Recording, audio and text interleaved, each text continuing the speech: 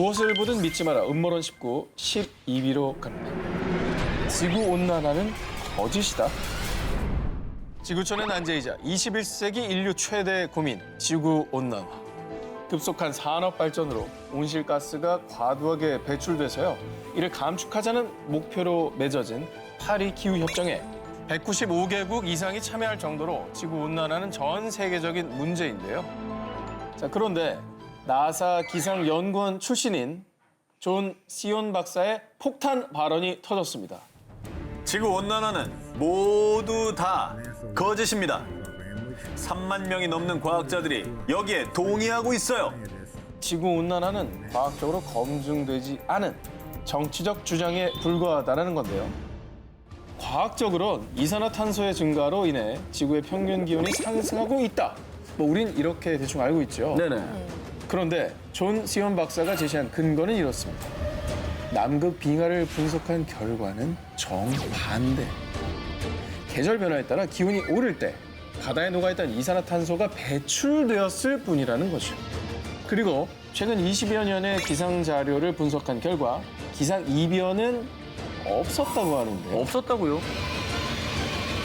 그러면 여기서 왜 지구 온난화의 위험성을 강조를 하는 거예요? 왜? 존 시온 박사에 따르면 세계 여러 정부가 환경세를 명목으로 세금을 거두고 에너지 업계에서 돈을 끌어내기 위한 정치적 음모라는 건데요. 근데 이것도 일리가 있는 네. 주장이네. 사실 더 중요한 거는 정말 지구가 병들어가고 있다는 것이 진실이 팩트죠. 아닐까. 네. 무엇을 보든 믿지 마라 음모론 19, 11위를 공개합니다. 누가 스타 기자를 죽였는가. 미 정부와 군의 비리를 파헤치며 일명 오바마 정부 저격수로 유명했던 미국 B 언론 매체 기자 마이클 헤이스팅스. 특히 2010년 당시 아프가니스탄 주둔 사령관이던 스탠리 맥크리스털이 오바마 대통령의 외교 정책을 비난하고 참모진들을 무능하다고 직언한 인터뷰를 단독으로 보도. 이 기사를 통해 언론인들의 영예 조지 포크상을 수상하며 스타 기자로 등극했습니다. 그런데 2013년 6월 새벽 4시경 헤스팅스 기자가 로스앤젤레스의 한 도로에서 교통사고를 당해 현장에서 바로 숨을 거두는 사건이 발생했습니다. 되게 큰 사고였네. 오. 자, 그런데 말입니다. 이 사고에 석연치 않은 부분이 있었는데요. 당시 사고 영상을 준비했습니다. 이게 있어요? 영상이?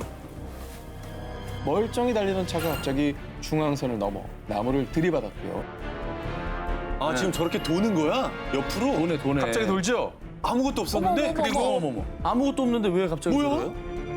그리고 차가 갑자기 약 60도를 회전했습니다. 그 어떤 스키드 마크도 발견되지 않았습니다. 그런데 누군가 일부러 헤이스팅스를 죽인 겁니다. 헤이스팅스 기자의 죽음을 둘러싼 의문들이 제기된 건데요. 그 이유, 폭로 전문 사이트 위키릭스가 공개한 한 통의 메일 때문이었습니다. 나는 현재 큰 건을 조사 중이야. 당분간 레이더망에서 벗어나 있어야 될 것 같아. 나 지금 소름 돋았어. 저 근거가 좀 있네. 이 메일에 따르면 자신의 취재를 FBI와 정부가 감시하고 있으며 당분간 감시를 피해 몸을 숨기겠다라는 내용이었죠. 무슨 취재를 무슨 했길래? 취재를 했길래 감시를 당했을까요?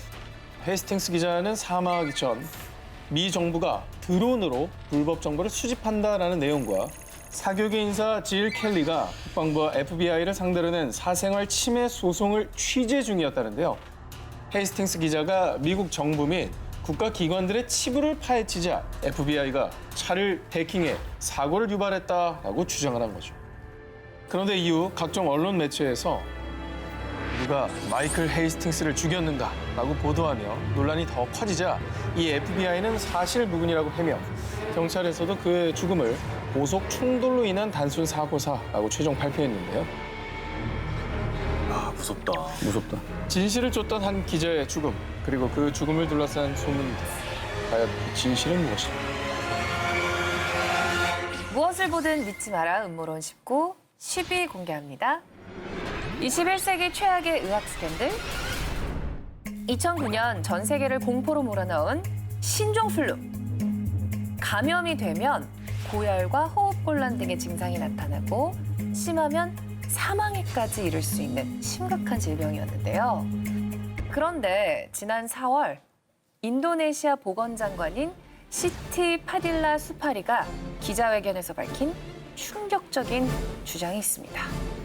신종 플루는 선진국 제약회사의 이익 때문에 인위적으로 만든 것일 수도 있습니다. 인도네시아 보건장관이 신종 플루 바이러스 유포 혐의로 지목한 곳은 미국 유명 제약회사 B사, 그리고 B사에서 세계보건기구인 WHO와 함께 신종 플루를 확대 재생산했다고 주장했는데요. 아니, 그러니까 일부러 바이러스를 세계보건기구가 퍼뜨렸다는 주장까지 나오는데 이게 왜 그런 걸까요? 자, 사실 B제약 회사의 신종플루 자작극 논란은 암암리에 퍼져 있었습니다. 신종플루의 존재가 처음 세상에 드러난 것은 2009년 4월 미국 질병통제예방센터에서 신종 바이러스인 신종플루 감염자를 발견했다고 공식 발표한 건데요. 자, 그런데 2달이면 신종플루 백신을 대량 생산할 수 있으니까 저희랑 미리 계약하시죠. 마치 신종플루 출현을 기다리기라도 한 듯이 백신 개발이 완료되기도 전에 미리 여러 국가와 백신 납품 계약을 맺은 B 제약회사. 요게 조금 의심이 되네요. 굉장히 이상했죠. WHO는 그해 6월 감염병 경보 중 최고 수준인 대유행을 선포. 그래서 일각에선 B 제약회사가 백신을 팔기 위해 신종플루를 확산시켰다는 주장이 일파만파 퍼졌습니다. 근데 사람의 목숨에 걸린 일인데 저렇게까지 했을까라는 제발 믿고 싶지 않은 정말 저는 얘기긴 해요. 네. 그렇게까지 생각하고 싶지 않네요. 걷잡을 수 없게 퍼진 주장에 당시 B 제약회사는 미국 질병통제예방센터로부터 5월 초에 신종플루 바이러스 샘플을 제공받아 백신 개발에 착수했을 뿐이라고 해명했는데요. 자, 그런데 신종플루 대유행을 결정한 WHO의 비상위원회 위원 중에 제약사들로부터 뇌물을 받은 사람이 있습니다. 그런데 얼마 뒤 존 맥켄지 위원장과 에번스 위원이 갑자기 비상위원회를 사퇴하자 WHO와 제약사의 결탁 의혹은 더욱 짙어졌습니다. 한편 2010년 8월 WHO가 신종플루 대유행 종료를 선언했지만 WHO와 제약사들 간의 결탁 의혹은 명확히 해명되지 않았는데요. 찜찜하네. 21세기 최악의 의학 스캔들로 불리는 신종플루 논란. 그 진실은 여전히 물음표로 남아 있습니다. 무엇을 보든 믿지 마라. 음모론 19 9위 공개합니다.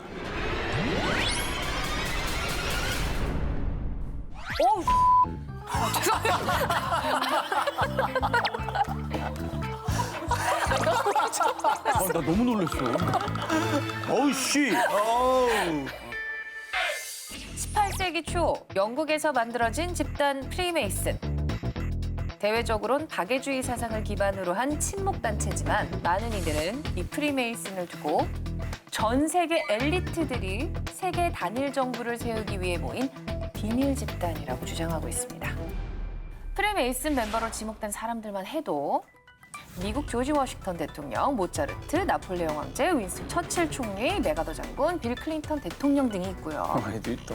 자, 그런데 오늘 프리메이슨 음모론의 중심은 어디냐? 바로 북한! 설마 북한도? 북한에서도 프리메이슨 멤버로 지목된 이가 있으니 김정은 국무위원장인데요. 김정은 위원장이 프리메이슨이라고요? 자, 음모론자들의 말에 따르면 김정은 국무위원장은 90년대 스위스에서 유학할 당시에 프리메이슨에 입문했다는데요. 실제로? 자, 그들이 그 근거로 그가 평소에 자주 취하는 포즈를 지목했습니다. 뭔데요? 오른쪽 손을 왼쪽 겉옷 상의 안으로 집어넣고 저 있잖아요. 손실해서 그런 거 아니야? 근데 많이 하긴 했다 저 포즈를. 그러네. 자, 저 포즈가 프리메이슨 멤버들 사이에서 서로의 신분을 비밀스럽게 주고받을 때 사용하던 일명 숨은 손 제스처입니다. 진짜? 자, 이 숨은 손은 나폴레옹 황제, 경제학자 칼 마르크스, 어머머머머. 소련의 서기장 스탈린 등 어머머머. 프리메이슨 멤버로 지목되는 사람들에게서 공통적으로 발견되는 제스처인데요. 진짜 다 저러고 있어. 자, 그런데 또 다른 음모론자들은 더 충격적인 주장을 제기했습니다. 어머머머머. 사실 북한 자체가 프리메이슨 아닐까요? 프리메이슨은 이집트의 태양신 호루스를 숭배하며 호루스의 왼쪽 눈인 전시안을 심볼로 사용한다고 알려져 있는데요. 자, 그런데 북한에서는 김일성 주석의 생일이자 최대 명절을 태양절로 부르는 걸 두고 북한 역시 프리메이슨의 태양신을 숭배한다고 주장하고요. 또 사람들은 김정은 국무위원장이 프리메이슨의 심볼인 전시안을 북한 건물 곳곳에 새겨놓고 어머. 스스로 프리메이슨임을 나타낸 것이라고 주장했습니다. 아니 저 조작 같아. 아니 조작이 아니라 저 이때잖아 저거. 저 실제야? 되게 합성 아닙니다. 어머머머머머. 처음에 말도 안 되는 소리 같았는데 이게 점점 아니. 그럴 수도 있겠다 싶네. 전 세계 곳곳, 심지어 북한에도 손길이 뻗쳐 있다는 프리메이슨. 자, 과연 진실은 무엇일까요? 무엇을 보든 믿지 마라. 음모론 19 8위를 공개하겠습니다. 세계를 움직이는 검은 손. 2019년 5월 말 스위스의 소도시 몽트레의 한 호텔에 전 세계 130여 명의 거물들이 한 곳에 모였습니다. 그 이유, 올해로 67번째를 맞은 빌더버그 회의 때문인데요. 네덜란드의 우스터비게에 있는 빌더버그 호텔에서 처음 모임을 가진 것이 계기가 되어 빌더버그라 이름 붙여졌고요.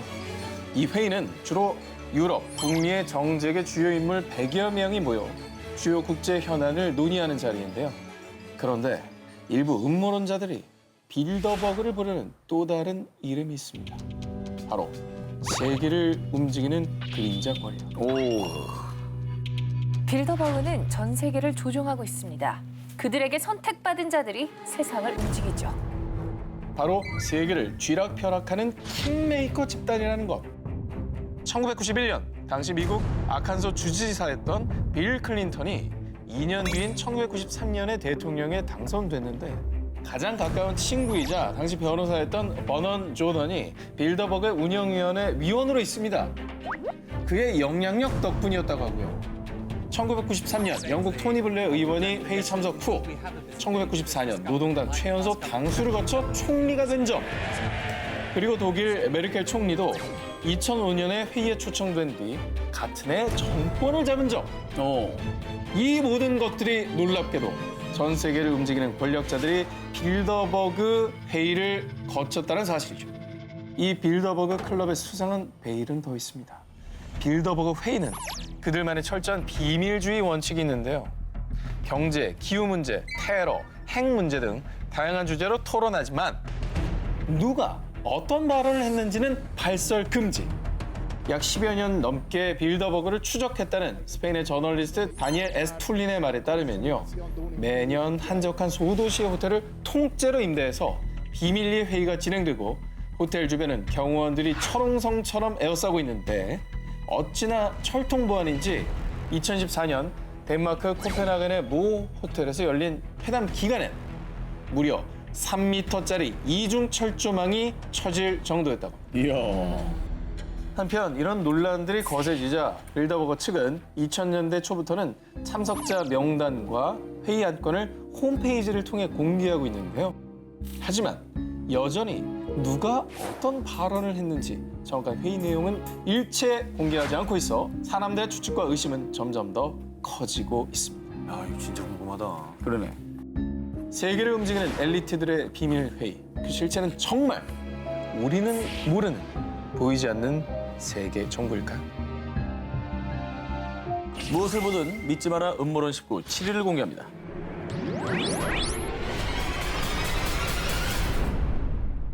(2017년 8월 21일) 물라카 해협을 항해 중이던 미국 해군의 함정 존 S 맥케인 구축함.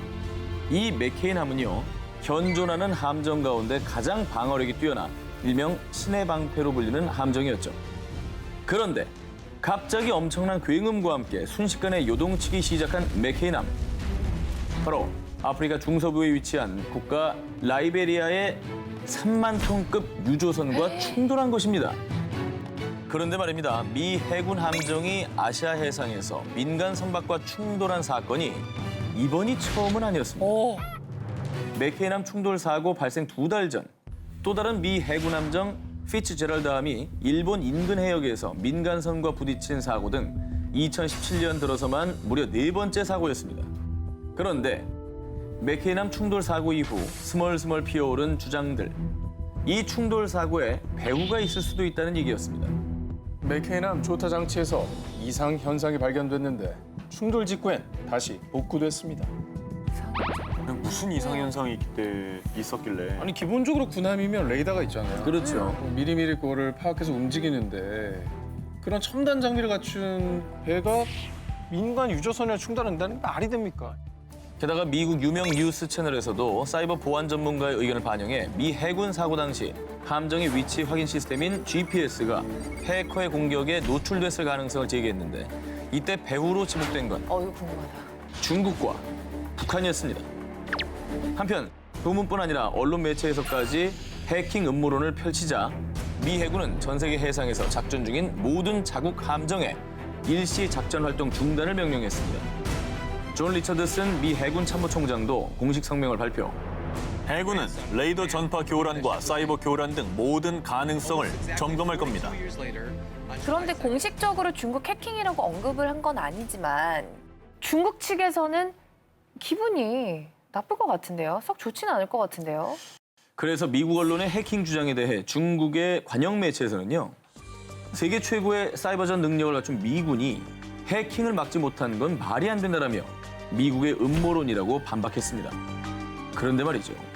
음모론이 국가 간 정치 문제까지 번지려던 중 2018년 3월 싱가포르 교통부 산하 교통안전조사국에서 맥케인함 충돌 사고에 대한 조사 보고서를 발표했는데요. 사고 원인은 미 해군 승조원이 조타 변동 과정을 제대로 인지하지 못한 데서 비롯된 실수라는 결론이 나왔습니다. 아, 이거 좀 허무한데요? 다행히 함정 사고의 원인이 밝혀져 중국의 억울한 해킹 음모론이 불식됐습니다.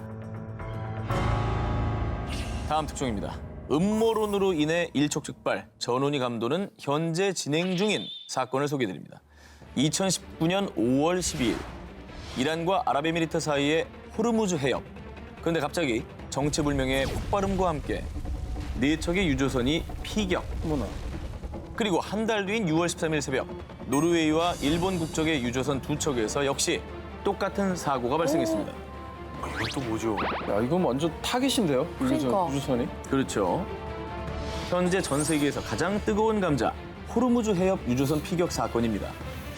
그런데 사고 발생 한 달 뒤 6월 13일에 열린 미국 워싱턴 국무부 청사 브리핑에서 마이크 폼페이오 국무부 장관이 한 의미심장한 발표. 이번 유조선 공격에 대한 책임은 이란에 있다는 게 미국의 판단이에요. 미국이 이란을 배후로 지목한 이유. 이란이 2015년 방산 전시회에서 첨단 무기라며 공개한 기뢰가 피격당한 유조선 선체에 부착된 폭발물과 비슷하다는 것이었습니다. 미군 중부사령부는 그 증거로 사고 당시 미군 소속 항공기가 촬영한 사진과 영상을 공개했습니다. 미국 측 주장에 따르면은 이 영상 속에 등장하는 이란 해군 소속 보트가 피격을 당한 일본 유조선에 바짝 접근한 뒤에 선체에 붙어있던 기뢰를 제거했다는 겁니다. 그럴 만한 영상이긴 이게 하네. 영상이 남아있으니까. 그렇죠. 네. 이란이 그렇다면 여기에 어떻게 입장을 취했나요? 역시나 미국의 의심에 이란 외무부는 중동 해상 안보를 해치려는 세력들의 음모에 대해 절대 경계심을 늦춰선 안 됩니다. 라며 유조선 피격 사건 연루에 대해 일축했고요. 오히려 미국의 자작극의 가능성을 제기한 이란. 야, 자작극까지. 현재 서로 양측의 소행이라고 주장하며 여러 음모론과 함께 갈등이 극에 치닫고 있는데요. 앞으로 이 모든 것을 잠재울 수 있는 것은 빠르고 제대로 된 진상 규명일 것입니다.